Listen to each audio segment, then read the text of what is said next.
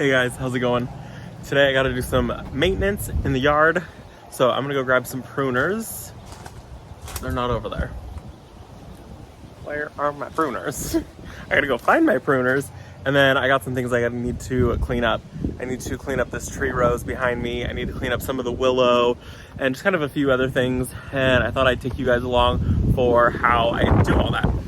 Especially this tree rows, because it's kind of weird how you have to prune roses and then also in a tree form. So let me go find my pruners. Okay, so first thing is I need to do this rose.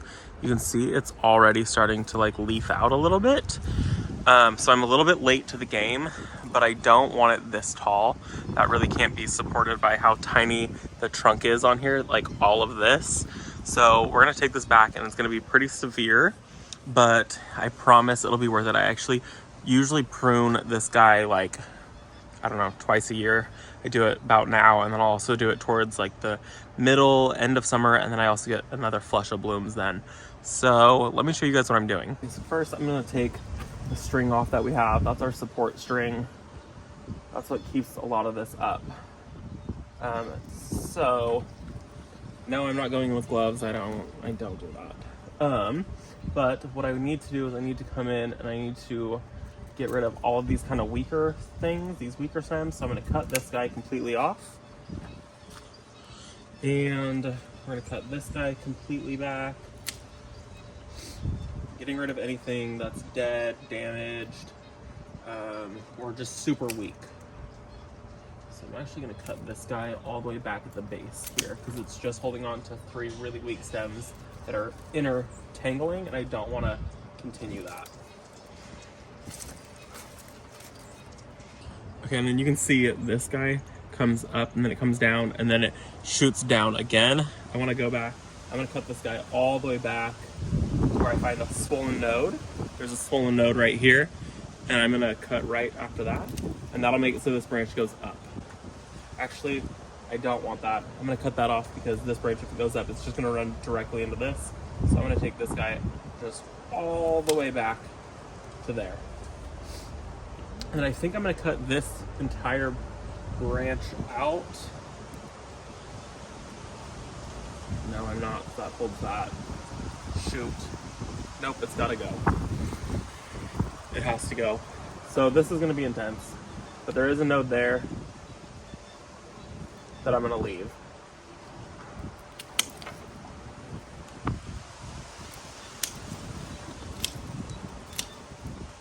I'm going to follow this one back, cut this about there. I'm going to come in, cut this guy back, out there. I'm going to cut this one all the way back to the very bottom. I'm going to cut this back. Okay, so you can see these dead branches in here. I'm going to go in and I'm going to go ahead and cut that there. I'm going to cut that one.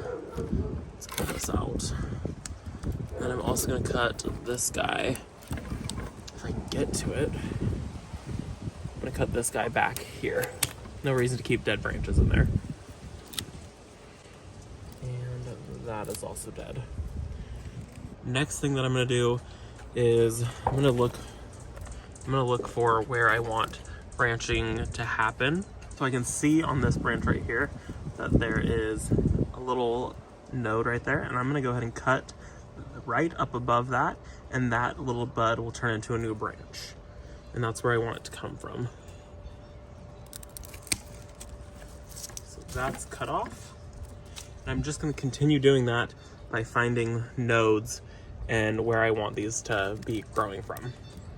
You can see this was a very thick branch. And there's a node right there. A growth point. There's a growth point there. I'm cutting there. And then I'm going to come here. I'm going to cut this guy completely out. Don't want to encourage these little tiny spindly ones.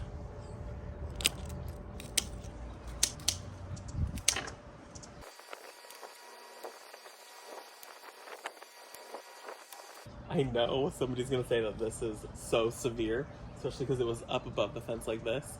But that's what this needs in order to keep it in good health and in tree form, is it needs a really hard cut back. Roses are so strong, it won't harm it at all.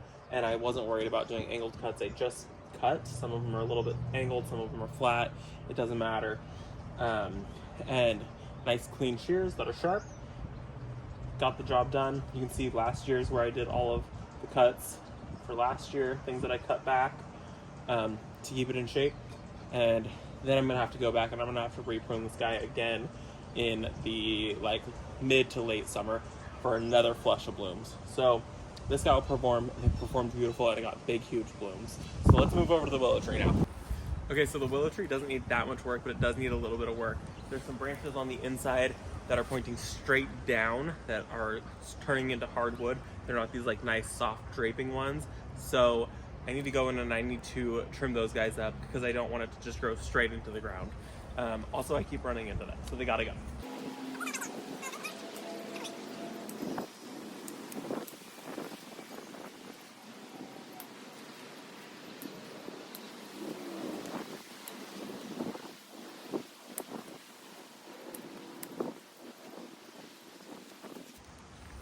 Okay, that is a lot better now. I can actually walk under the willow tree without running into like hard cuttings. I do have a couple of these like softer branches, like these loose ones that are really pretty. You guys can see how nice they're budding up. But I need to go and trim a few of those back also because they're starting to touch the ground. And I don't love that, but I do love the natural look of it. I don't love the like straight chopped look. So some of these I'm gonna go back and I'm gonna cut the longer ones.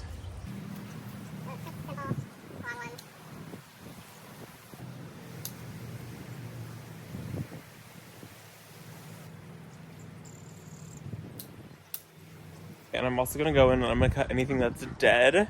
There are a few dead ones in here, but they're super small. Let me show you what those look like. You can totally tell the difference because they're kind of like silver instead of a like green color. Okay, so this branch I'm gonna cut. It still has some green on it, but it's not budded up, and it has where it had some breakage here. So then it started to root out this way. But I'm gonna cut this guy back a bit. He's hanging on the ground and he's just doing some weird stuff. And then you see how these guys are touching and you can see that it's already starting to do some wear on the bark. I don't love that. So I'm gonna come in and these guys, I'm gonna just cut them back. Sorry about the wind chime. I'm gonna cut these guys back at the base. Just like that, and then no more rubbing. And I think, okay, I'm all tangled in the willow tree. I'm gonna cut this guy back also, because instead of growing the way that it's supposed to grow, you can see that the wood's already hardened a little bit. But it wants to go this way behind the tree. So we're gonna cut that out too. So I think I got everything out that I needed to get out of the willow tree. That is dead, damaged. You guys can see she goes up a ways, but look at how she's falling. It's so beautiful. And all the buds on her. This, I cannot wait. This just shows me spring is basically here. So I'm basically gonna do the same thing with this also. This is another rose. This is the Climbing Colette Rose by David Austin. And it's beautiful. I'm gonna leave these main leaders, but I wanna leave a couple down here, but there's a lot going on. So she needs some help. So I'm just gonna cut back the support that I have. And these ones that are hanging straight out like this, they're just gonna go. I don't wanna encourage those to continue growing.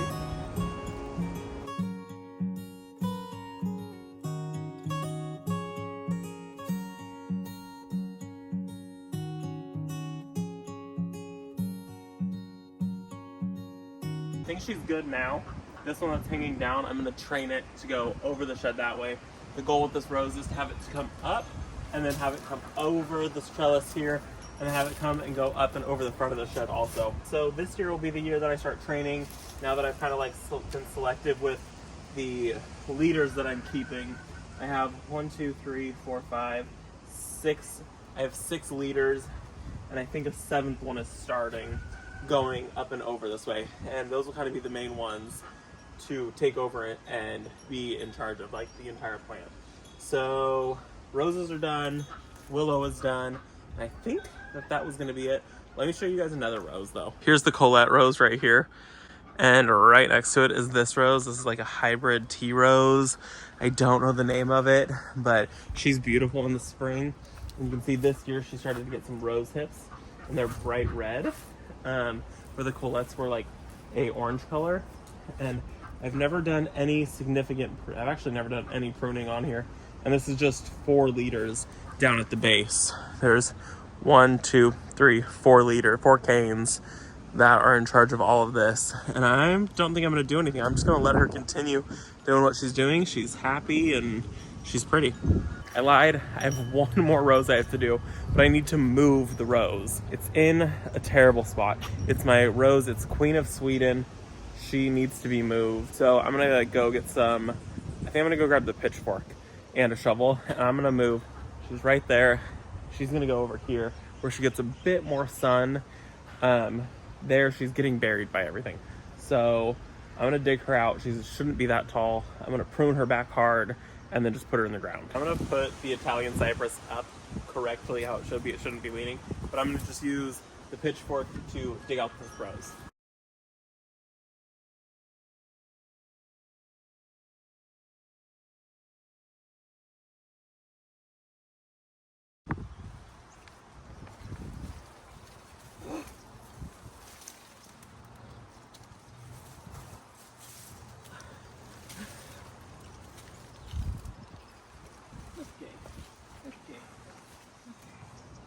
Let me show you guys what I just saw in this bed.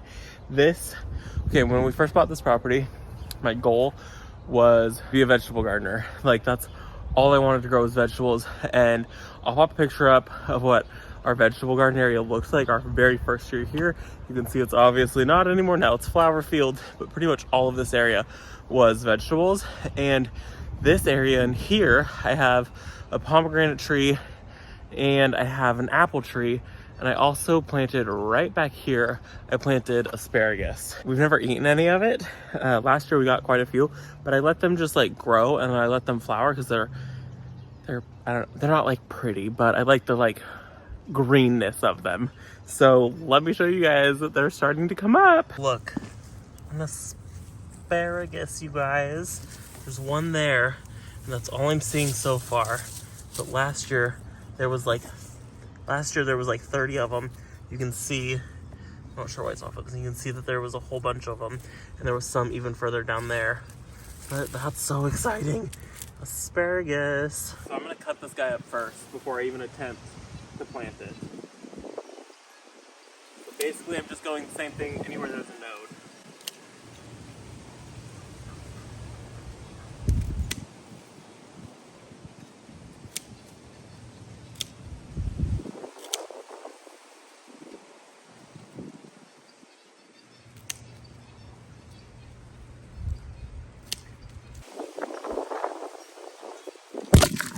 That was a bit dramatic that thing fell on me. Everything's covered in mud. There's like mud embedded in my tripod. But I want to show you guys why I love this rose. Look how few thorns there are on here. Very, very few thorns. Like one here, one here, one here, nothing, one here. That's a growth point. There's like a few on this one. This stem has nothing from here all the way up to here. Like, that's huge. No thorns. So that's why they say put this one by a walking path. It's beautiful and it smells really nice. I'll pop a picture up of what she looks like. But I've got 1, 2, 3, 4, 5, 6, and then there is a 7th cane coming up right now. So I'll leave all 7 of them, but I'm gonna rebury this guy right back up to about here where it was before. And it's gonna go right here behind this. I think it's a scabiosa right here. So I'm gonna plant it right behind that, in between. This is grass. This is a hydrangea, Glacier Bay. It's beautiful. And then right there I have a hibiscus that gets beautiful, huge blooms. I think they're gonna be too close to each other, but whatever. That is so close. It's going right here. I lied.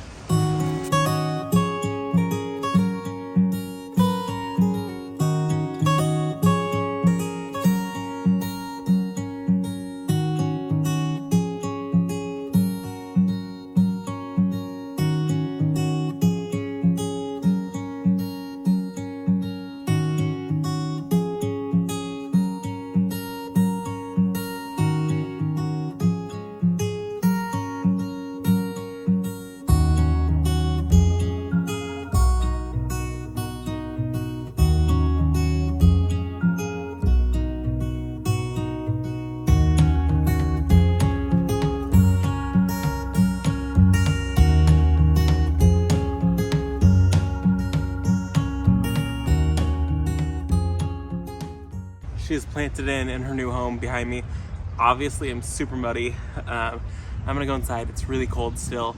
Last night we got down to 31 degrees. Technically today's our last frost, but it's not looking like that's gonna happen. So that's fine. But if you need to transplant a rose, for us in Zone 9, this is the time of year to do it, as you saw. Okay. My hands are so cold. Yo, this is the longest train. Oh my gosh. Am I recording? Can you see me? Sure hope so. Ugh, gross. My fingers are so cold. Now there's a plane. Are you kidding me? A helicopter. Oh my gosh. The train's over, and now there's a helicopter. And there's mud on my tripod. What is happening? Okay. Well, if that was dirty, I'm sorry. Okay, I think we're good now. No more interruptions. So, if you are in warmer zones like I am in Zone 9, this is the time that you want to transplant roses if you need to. Also to cut back roses if you need to cut them back or prune them. What you want to do is before it starts breaking dormancy, that's when you want to cut back roses, prune roses, trim them, whatever you need to do before they even break their dormant stage. Mine were just starting to break their dormant stage, so I'm a little bit late to the game. I noticed that they were like budding up, the buds were swelling about a week ago, and I should have done it then, but I didn't. And you know, time just goes so fast sometimes. So this is in the ground. The roses that needed pruning are pruned. The willow is pruned. I think that's gonna be it for this video, you guys. Thanks so much for watching, and I'll see you in the next one. Bye. Oh, also, I used some rose tone in the hole with this because I know people are gonna ask. It's by Espoma. I don't have the David Austin one. I was gonna buy it, but it was a little pricey when I already ordered 3 roses. So I used rose tone. Definitely use a rose fertilizer, especially because I pulled this one out of the ground.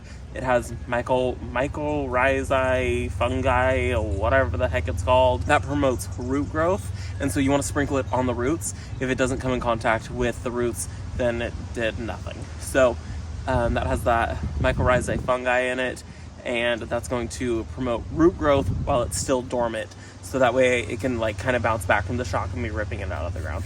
So that's gonna be it for this video. Bye.